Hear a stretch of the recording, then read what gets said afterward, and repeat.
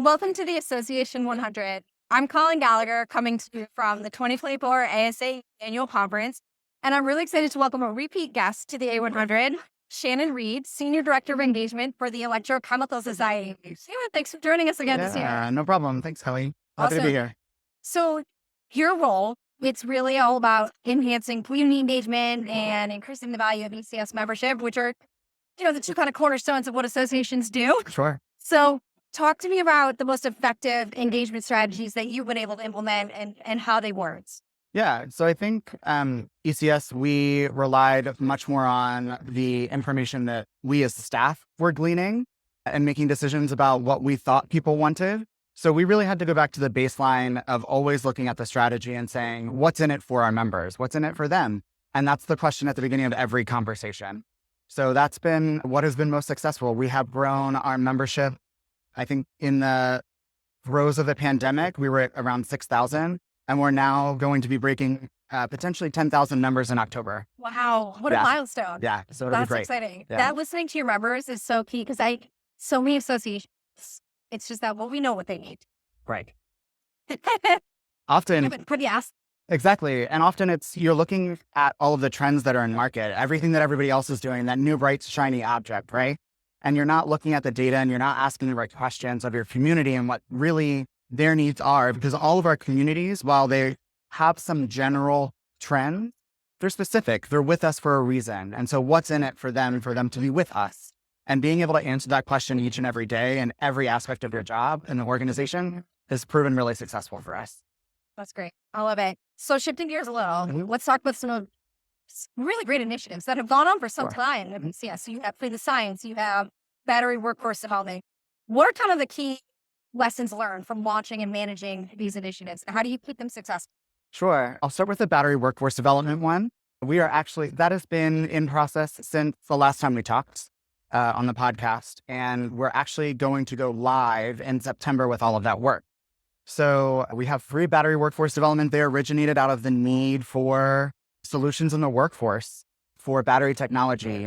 Lithium-ion batteries are great, but we all know that they present challenges. And our community, our research is the research that will instruct people down the line on how to make those batteries safer. And next up is going to be material science, which is also within our space. And solid state batteries and fuel cells are going to be a solution to the energy crisis and getting us there. And so that was the impetus for starting with this program.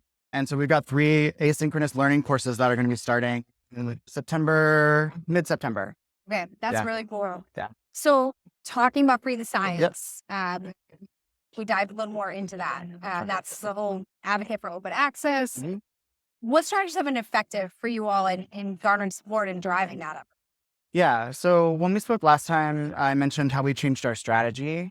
Our strategy was initially from fundraising, and that there was not a culture built of fundraising within our community. It's always been service. They're there to present their research. We know our gold mine is content and our network.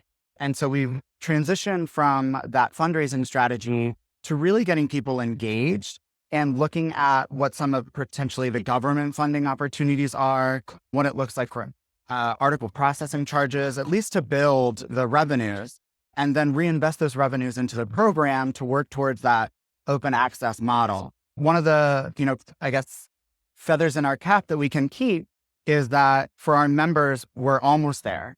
Our members, we offer, they have complete unfettered access to our digital library. That's access to almost 200,000 articles. And members get a 75% discount off of our APC.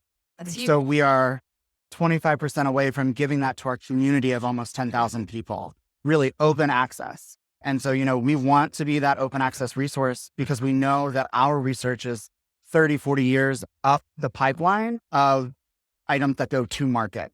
And so the IP, the patents, all of that is related to the research that our community is doing. And by being open access, we can break down all of those barriers. And so our strategy has been operational efficiency, taking those additional revenues, reinvesting them into the business, working smarter, not harder, right? That everybody says, but really looking at what you can do to operationalize your efficiencies. That's awesome. It's because last year when we talked to you, on team, that was really the first we'd heard about open access. And nowadays, he was here. That's a pretty big topic. I see multiple sessions. Well, and the US government is following behind some of even like the European governments, where if you are getting government funding, the research has to be open access. People have to be able to access it. They're using taxpayer dollars. So we're working towards that. coming. Yeah, it's coming and quickly. Also, well, anything else from the membership perspective? You've known membership for a long time now. Yeah. What should other associations be thinking about when it really comes to driving engagement? Yeah. So one thing that I learned very early on, actually when I was in college, during my graduate school leadership positions, was we had a speaker talk about what he called dance floor theory. And so I use that concept when I think about membership, because not everybody is going to be that volunteer leader that's engaged on a committee, that is serving, that wants to serve, that this is their life. For example, our society president that's come in, I think by the end of his term, he will have been an ECS member for more than half of his life, right? And so we really create a pathway for those folks. But what are you doing to serve those other people who might be, when you think about a dance floor, not everybody's in the middle of the dance floor breaking it down, right? You got some people that are wallflowers, and you have to be okay with just them taking a step forward and being able to customize that content, customize that user journey from getting that person from the wall just to take a step forward, not to drag them into the middle of the dance floor, or not even to take the person that's outside the room looking in. You want them to maybe just take a step inside, or give that question of, maybe I'll give this a try. And if you can do that, then you've got an opportunity to really curate that relationship with the person.